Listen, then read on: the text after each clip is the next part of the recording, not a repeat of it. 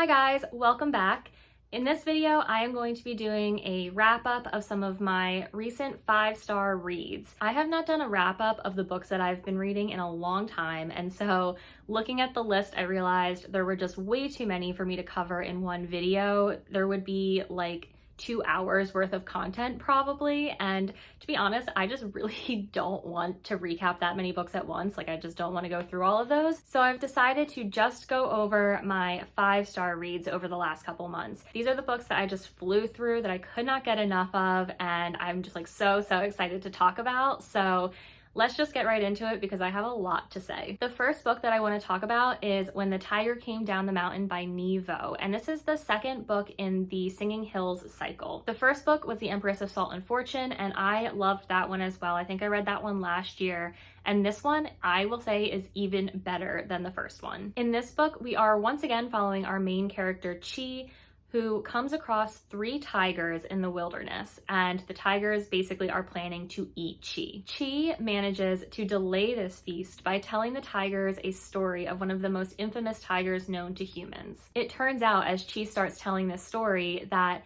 the tigers already know this tale. It's very well known to them, and they spend the whole time just like interrupting Chi and chiming in with their 2 cents, constantly just saying like, oh no, that is not how it went, or wow, humans got this all wrong, this is terrible, like you don't know what you're talking about, this is how it really went. And they're basically just giving Chi the correct version of the story. I just found this whole dynamic so entertaining. I just flew through the book. I absolutely loved it. And I found the idea of the same story having 2 different versions just very true, because you see this in real life as well, where the same story could be told across different cultures, and the core of the story is essentially the same, but aspects of it are changed to fit the narrative of whoever is telling it.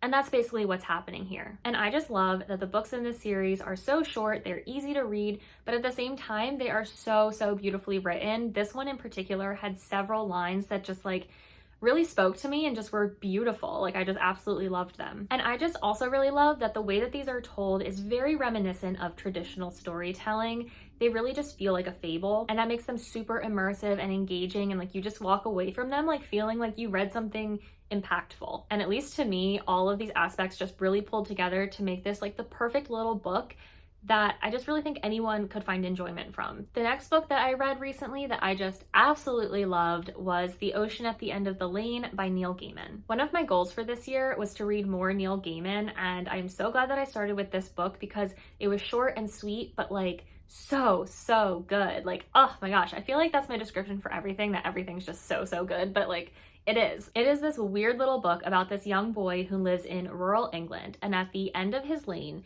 there is an old farmhouse where these 3 women live. There's a grandmother, a mother, and a daughter. And the daughter is around the same age as the boy, maybe a couple years older. These women are quirky and kind of weird, and there's definitely something magical about them, but like, you don't really know what it is. You just know that they are not quite what they seem. At some point, this like evil being escapes from this other dimension, and it starts to infiltrate the boy's family and his life. And nobody believes him except these 3 women. And so he is trying to get rid of this monster and save his family before it just like destroys his life. I really loved that this story was told from the young boy's perspective, because you can really see how the adults in his life just don't really understand him. They don't really try to understand him. They don't listen to him. And so as his life is like crumbling around him, you really see how helpless he is and how trapped. And the book just ended up being like creepy and compelling, and I just was flying through it because like I just had no idea where any of the story was going to end up.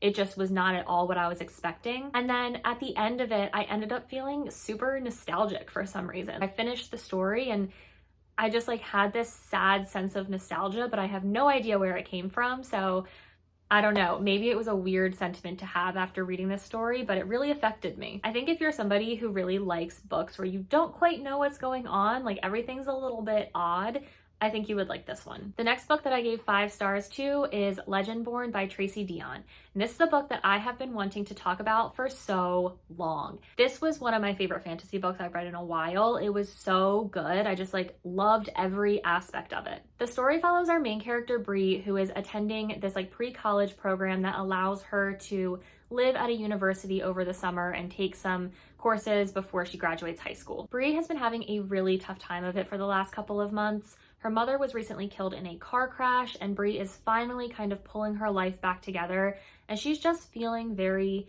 lost and alone. And now she finds herself at the Southern University as a young Black woman. So on top of her grief, she has to constantly deal with all of the prejudices that follow her around in this very like white privileged environment. Then on her first night on campus, she witnesses this magical creature attacking a student.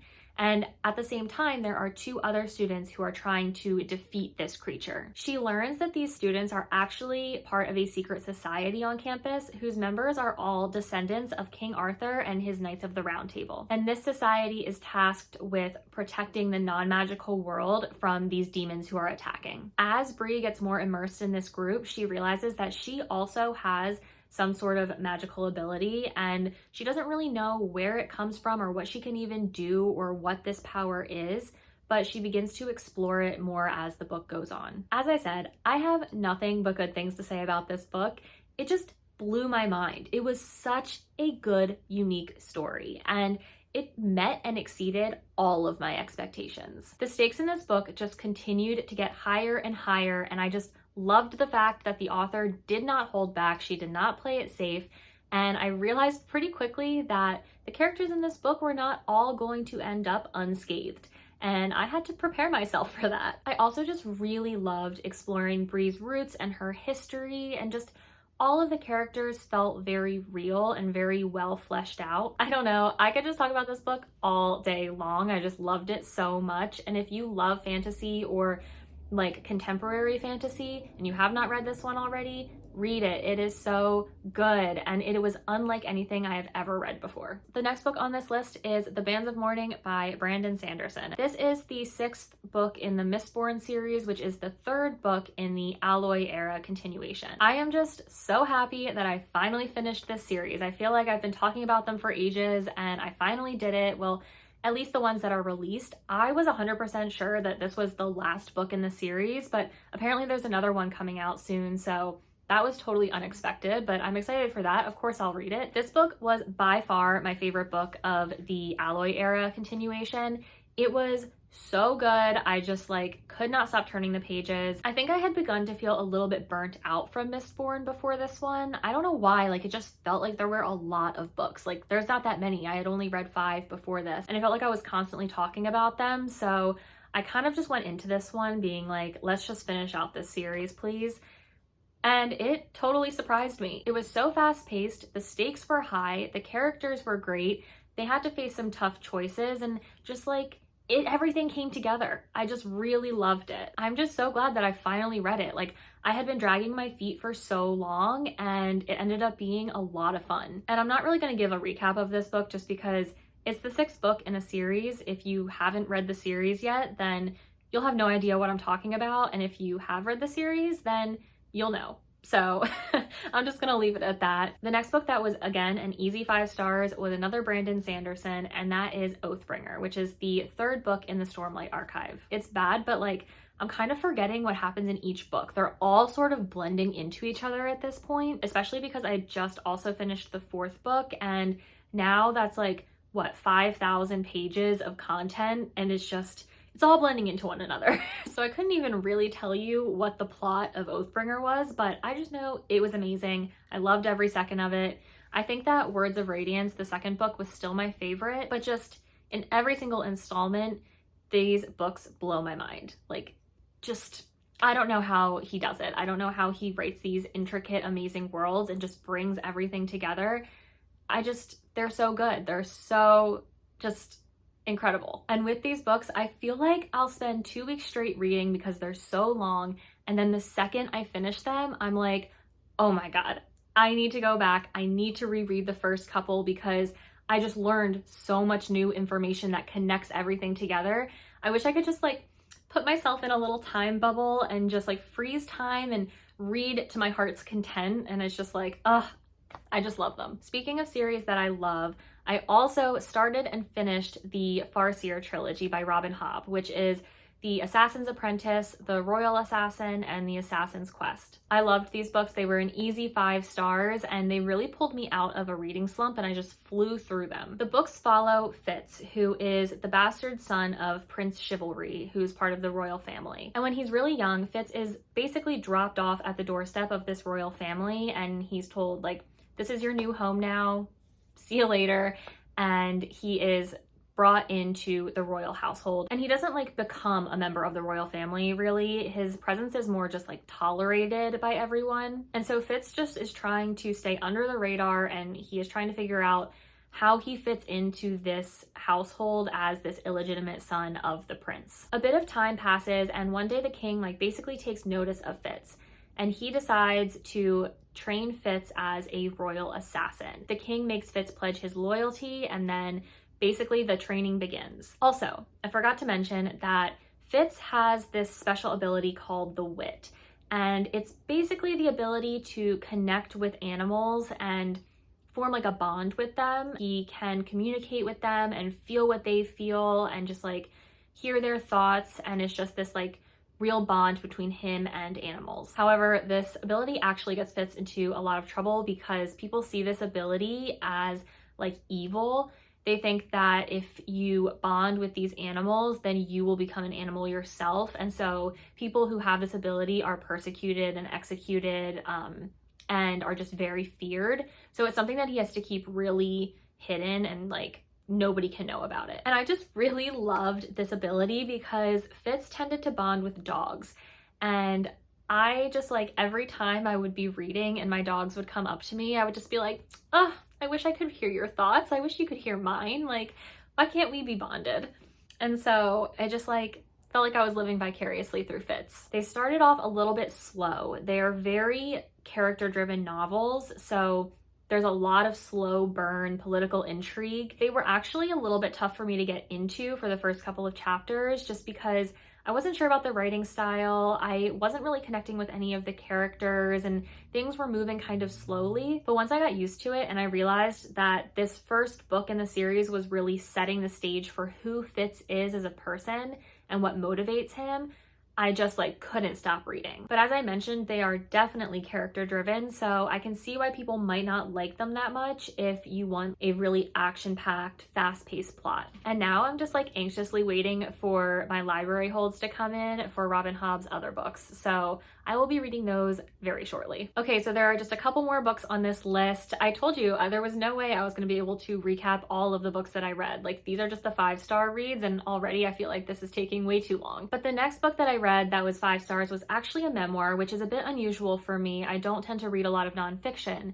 And this one was Memorial Drive by Natasha Trethewey. This book was heartbreaking. It was a totally different vibe than everything I had been reading. In this book, Natasha reveals that when she was a young adult, her mother was murdered by her ex-husband after years of domestic abuse. Natasha attempts to unpack this and go through her life and all the moments leading up to this event and just talk through her trauma and talk through the things that she feels guilt about and the things that really stick with her. And it was just so sad. It was beautifully written and relatable, and just the whole time Natasha is telling her story, you can just sense this tragic event just like looming in the distance, that you know how this is going to end. And she touches on so many important topics like domestic abuse and racism and sexism and parental relationships. It was just beautifully written, and I think it's something that everyone should read. It really impacted me, and just like hearing her talk through her trauma was just like, I could tell that it was probably therapeutic for her to write this all down finally. And this was also a really short book. I think I read it in about a day as well. So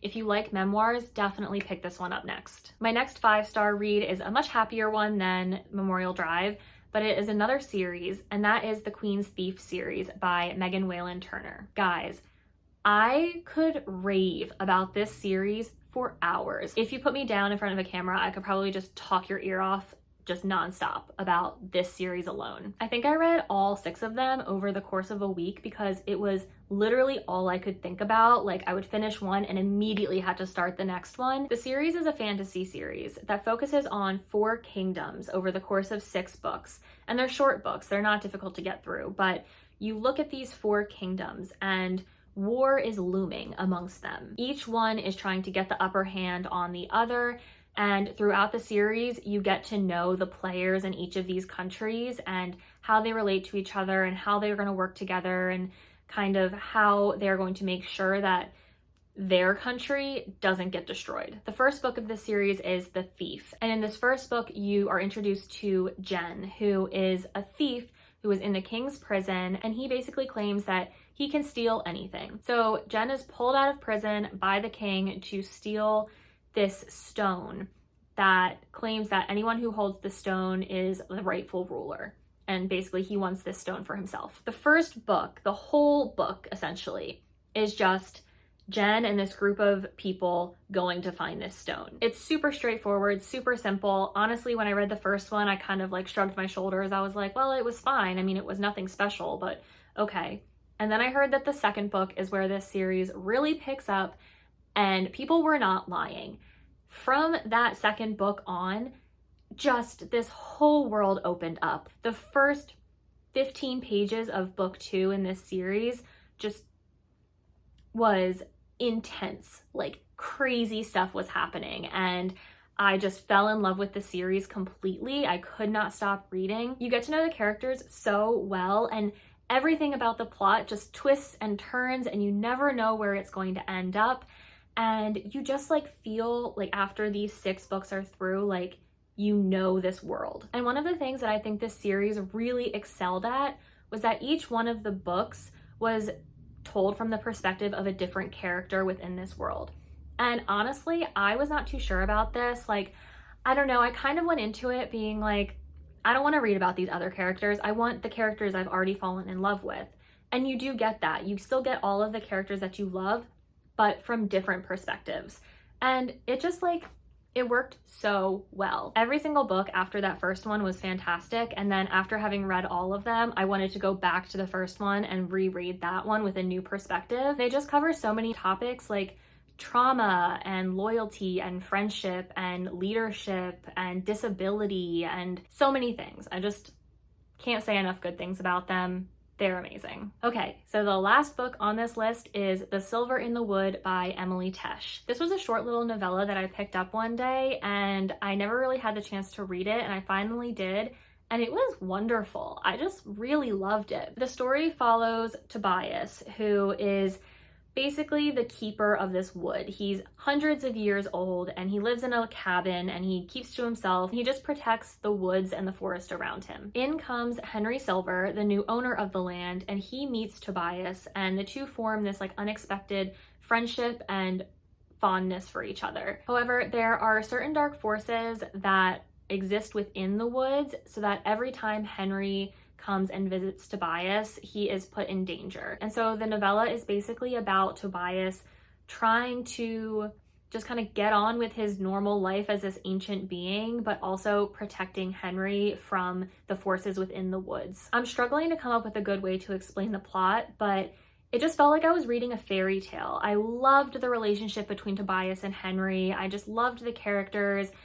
They were just charming. Everything about this book was charming, and it was so atmospheric at the same time. I really felt the density of these woods and just like that something was wrong in them. I just really liked it. I'm gonna just leave it at that because it was such a short little book. It's hard to talk about it without spoiling things. It was just really, really a charming, lovely read, and can't recommend it enough. Also, just because I'm kind of losing my voice. I've been talking for like an hour and a half straight just because I have a lot to say, so, oh God, you can hear it.